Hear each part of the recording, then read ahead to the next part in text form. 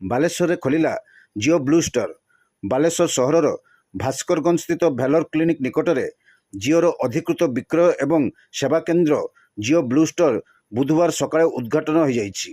ଏହି ଉଦ୍ଘାଟନୀ ଉତ୍ସବରେ ଜିଓର state connectivity lead Pradeep Pattnaik, area business head Soumyajit Lenka, Jio centre manager Pradipta Jena, mobility sales lead Pratap Das ପ୍ରମୁଖ ଅତିଥି ଭାବେ ଯୋଗ ଦେଇଥିଲେ।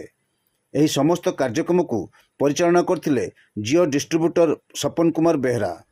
ଏହି ଅବସରରେ ବାଲେଶ୍ୱର ସହର ଏବଂ ଆଖପାଖ ଅଞ୍ଚଳର ପ୍ରାୟ 120 ଜଣ ରିଟେଲର ଯୋଗଦେଇ ଜିଓର ନୂତନ ସେବା ଏବଂ ବ୍ୟବସାୟିକ ସୁଯୋଗ ସମ୍ପର୍କରେ ଆଲୋଚନା କରିଥିଲେ।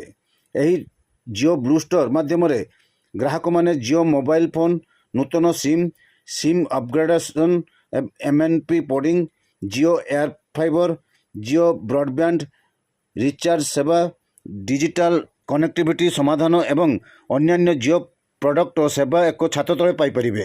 ଅତିଥିମାନେ ତାଙ୍କ ବକ୍ତବ୍ୟରେ କହିଥିଲେ ଯେ ଜିଓର ଉନ୍ନତ ଡିଜିଟାଲ ସେବା ଏବଂ ହାଇସ୍ପିଡ୍ କନେକ୍ଟିଭିଟି ବାଲେଶ୍ୱର ଅଞ୍ଚଳର ଗ୍ରାହକମାନଙ୍କୁ ଅଧିକ ସୁବିଧା ପ୍ରଦାନ କରିବ। ନୂତନ ବ୍ଲୁ ଷ୍ଟୋର ମାଧ୍ୟମରେ ଗ୍ରାହକମାନେ ଉନ୍ନତ ସେବା, ତ୍ୱରିତ ସେବା ସହାୟତା ଓ ବିଭିନ୍ନ ଜିଓ ଉତ୍ପାଦ ସମ୍ପର୍କରେ ସଠିକ୍ ପରାମର୍ଶ ପାଇପାରିବେ।